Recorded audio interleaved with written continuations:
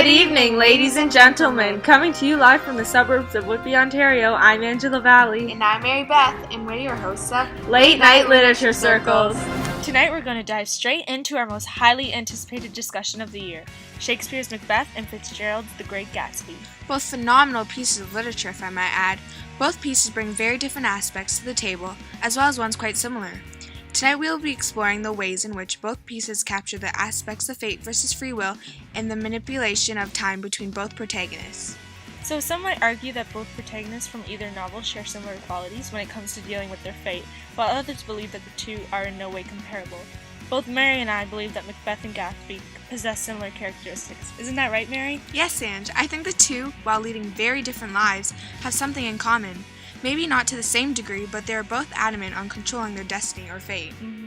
To make sure our audience gets a full understanding of the topic in our discussion, because we want the best for our fans, isn't that right, Mary? Of course. So, we're going to be handling two different parts. She'll be handling hers and I'll be handling mine, which is The Great Gatsby. And I will be handling Macbeth. This will give you guys a chance to hear both sides of the coin and easily grasp our comparison. And for those of you who are not familiar with The Great Gatsby or Macbeth, do not worry. We will be offering a lot of info, so it's not a problem. Okay, well, let's get to it, shall we? So I briefly introduced our topic already, but to get things started, we'll say it one more time for those of you that didn't hear it the first time. So we will be comparing a theme that we feel both pieces of literature have, which is the idea of fate and free will, and the protagonist's constant need to manipulate time to get what they want. Macbeth is a very motivated character. Well, that's the light way of putting it. Anyways, Macbeth has a history of receiving prophecies, whether they are true or not. He first encounters the witches in Act 1 of the play, which sparked the beginning of him constantly trying to control his fate. This led Macbeth to return to the witches for more prophecies again, with a reoccurring theme of controlling his fate. In Act 4, Macbeth goes to the witches and demands his prophecies to be shown.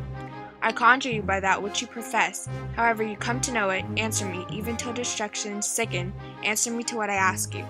Macbeth going out of his way for these prophecies show that while he is driven, he is also trusting too much in them. After all, they are witches, aren't they? How does he know if they are even being truthful? Yeah, I see your point. I wouldn't base my life around something from the witches like that, especially if there are no guarantees. Yeah, and that's what I mean. Macbeth is totally naive if he believes that this will go without a hitch. Speaking of naive characters, I think that Gatsby takes the cake for that one. Much like Macbeth, he goes out of his way, and while not as drastic as Macbeth, tries to manipulate things and alter them to create his perfect life. Gatsby believes that he can pick up where he left off with Daisy and continue their lives without a worry. Daisy now has many more responsibilities than she did 5 years ago when they dated previously. Gatsby seems to be oblivious to why this would be a concern. Hello, times have changed, Gatsby. It seems even Nick, his friend, even knows this to be true, and he still doesn't give up. I wouldn't ask too much of her, I ventured. You can't repeat the past. Can't repeat the past? Why, of course you can. I'm going to fix everything the way it was before. She'll see. See, I do applaud his determination to get Daisy back, and I think that's something that both Gatsby and Macbeth have in common. Oh, definitely. But Gatsby can't truly believe that they can go back to what they once had. He wants to manipulate time and his fate to rekindle his old love with Daisy. This is also shown multiple times with Macbeth too, in regards to him thinking that things will go his way entirely. And as we all know, the universe doesn't always work like that. You can't always get what you want. It's almost as though both of these characters have gone past the idea of determination and just become obsessed with the idea of their future. In all of these similarities, there are differences between the two. Macbeth is so determined in the sense that he becomes harmful towards other people and essentially kills them. Macbeth tries to create his own future. Yeah, what differs between the two is that Gatsby's determination is not harmful. It's for the innocent reason of solely wanting Daisy back. Although there were deaths in this novel as well, it was not intentional, unlike Macbeth's.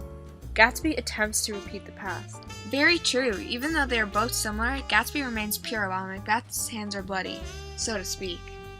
So what I got from that is that Macbeth tries to create his own future while Gatsby tries to repeat his past. Exactly!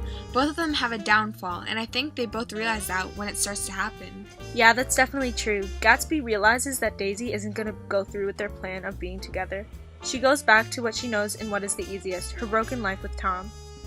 You know, I kind of feel bad for Gatsby. He went a great deal out of his way for Daisy, but she just can't seem to reciprocate the same kind of effort back. Yeah, I think that's kind of sad. He just wanted to love her, and he devoted his whole life to her, and she couldn't just be honest with him.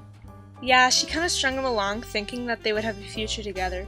In Chapter 8, Gatsby finally realizes that he can no longer repeat the past of what they once had. It didn't turn out as he had imagined. He had intended, probably, to take what he could and go, but now he found that he committed himself to the following of a Grail. She vanished into her rich house, into her rich, full life, leaving Gatsby nothing. He felt married to her, that was all. That quote alone shows that Gatsby has come to terms with things now and that he just can't have all that he dreamed of. I think that we see this with both characters. They come to terms with things and realize they can no longer have control of their fate. Yes, Ange, yes they do. Macbeth has a downfall, and that is when he realizes that he shouldn't have trusted in the witch's prophecies because they're in fact twisted. Finally, it doesn't take a genius to figure that out. Yeah, in Act 5, when the messenger tells Macbeth that they are coming to kill him, he finally comes to terms with the fact that what he did was wrong and that he's going to pay for it. I pull in the resolution and begin to doubt the equivocation of the fiend that lies like the truth. For all of you who have trouble understanding Shakespearean language, I'll explain it. Yeah, Shakespeare is a whole language in and of itself. Macbeth's confidence is failing him. He's starting to finally doubt himself and his power to manipulate time. The witch's prophecies, which at the time sounded like a truth to him, all went out of his favor. This is when Macbeth, much like Gatsby, finally realizes that he can't control his fate. Yeah, it seems like the two only realize they were wrong to try and manipulate time when it's just too late. And this results in the death of our two protagonists, Macbeth and Gatsby. So, as you can see, due to the demise of Macbeth and Gatsby, we should just take life as it comes rather than trying to manipulate it to suit our needs, like they both tried to do. Yeah, Gatsby and Macbeth's attempts to control fate really did not work out in their favor, and we can all essentially learn something from that. Well, I hope you all got some valuable information about our topic today and gained some new morals on life. It's been a pleasure hosting for you all. I talk on behalf of Ange and I. Don't forget to tune in to our surprise discussion next Monday at 7 p.m.